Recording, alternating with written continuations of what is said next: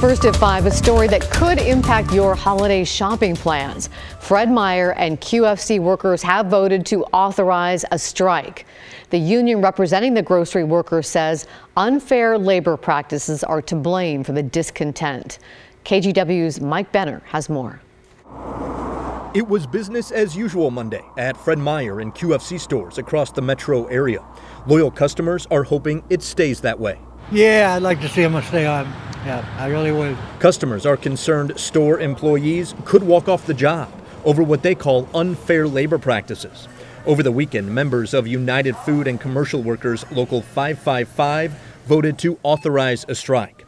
That does not mean the more than 29,000 workers in Oregon and Southwest Washington will strike. It just means they're ready to if it comes to that.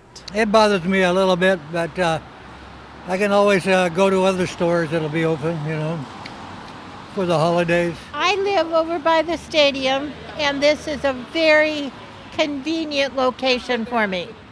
And I would be in big trouble, yes. We moved here pretty recently, but I'm still coming here every week, and they're always nice and hopeful. So if they're going to strike, I support it 100%. Yeah. Regarding the vote to authorize a strike, UFCW 555 Secretary-Treasurer Sandy Humphrey said this.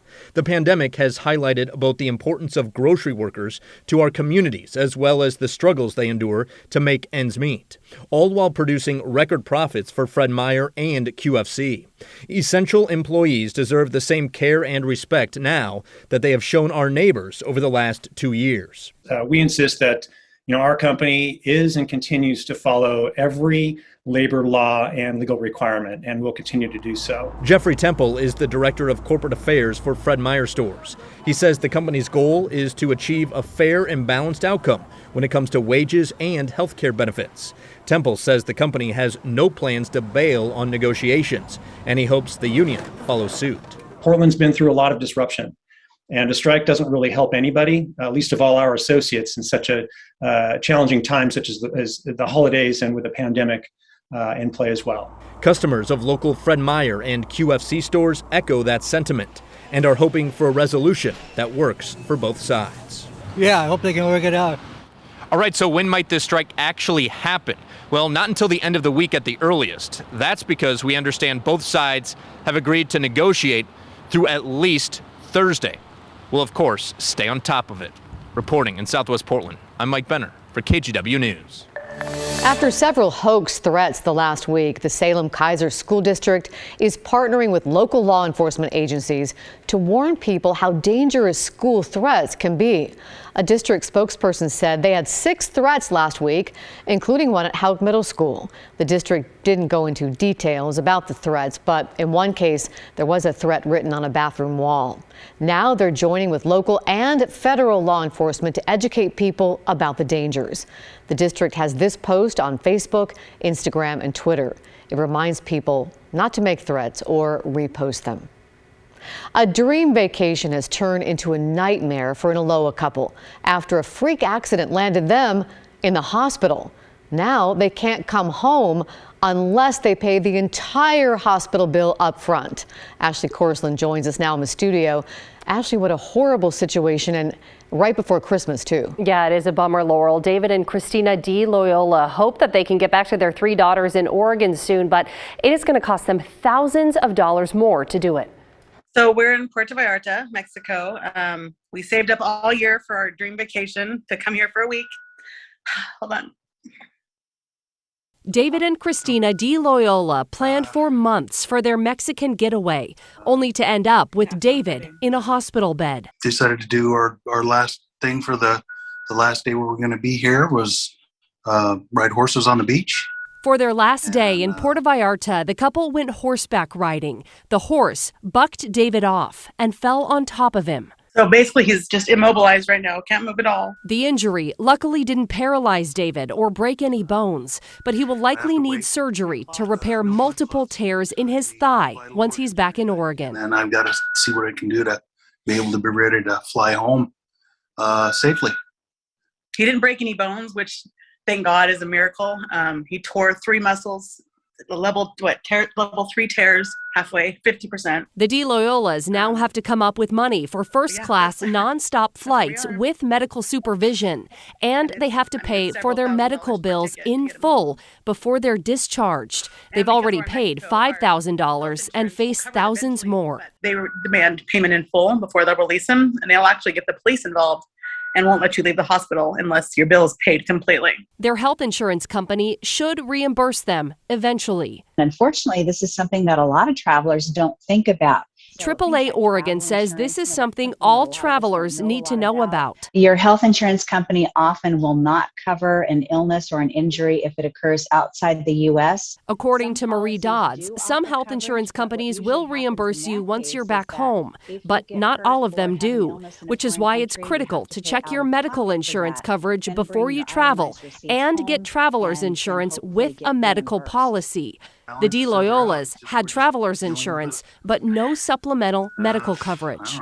He's so positive. Minute by minute, hour by hour, day by day. I mean, what can we do? Now, they're stuck in their small Mexican hospital room, trying to stay hopeful that they can find the money and get back to their 3 daughters in Oregon in time for Christmas. And there's no one I'd rather be stuck in Mexico with than my husband.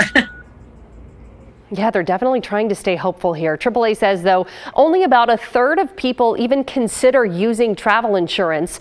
A policy can cost you anywhere from $15 to $500 per person, really depending on where you travel to. But make sure that you check the fine print so you know exactly what you're paying for. Laurel. Boy, we sure hope they get home soon. Yeah. What a lesson for all of us. Thank you, Ashley.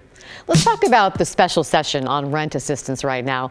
Lawmakers have been at it all day in Salem. Maggie Vespa and our team on the story have been tracking it. Maggie, what can you tell us? Laurel, they've been at it all day and they're still at it right now. But I've been talking to renters during this special session. They're waiting on assistance and they're hanging on every update coming out of Salem. Because remember, Governor Brown called this special session because Oregon has run out of federal rent assistance and thousands of renters have been waiting on the state to literally send them a check for months, which is putting them at risk of being evicted while they wait.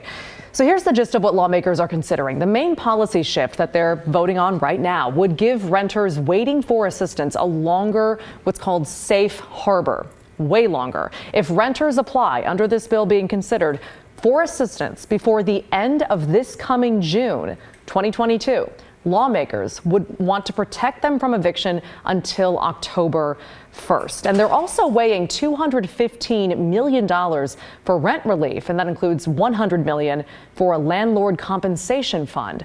Here's some of what we heard today. We need new money for the system. And otherwise, we will leave thousands of landlords and thousands of renters without protection and without being made whole. And I think it is a true emergency. I don't think it can wait till February. This is a fix to get landlords paid who have been out of revenue for a long time. This doesn't going to fix the problem completely, but it's going to help them a lot. It moves it forward and it gives a chance for those who now can go back to work to be caught off and start afresh.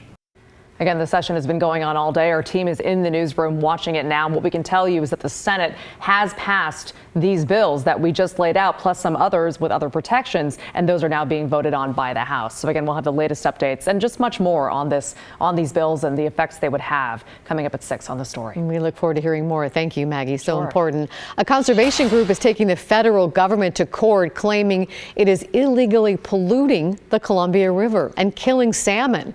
Columbia Riverkeeper filed a suit last week. It says the U.S. Army Corps of Engineers is dumping hot water and toxic oils into the river. Keely Chalmers talked to both sides. We first saw this underwater video back in July. It was taken in the Little White Salmon River, right where it meets up with the Columbia. It shows sockeye salmon covered in lesions and fungus, the result of water that was 71 degrees. The Oregon Department of Fish and Wildlife says salmon exposed to water above 68 degrees have an increased risk of stress, disease, and death. And the salmon are becoming sick and diseased and dying. Brett Vandenheuvel is executive director of Columbia Riverkeeper, the group that took the video. The group has long maintained the large reservoirs behind the dams along the lower Columbia are to blame in part for the warmer river water.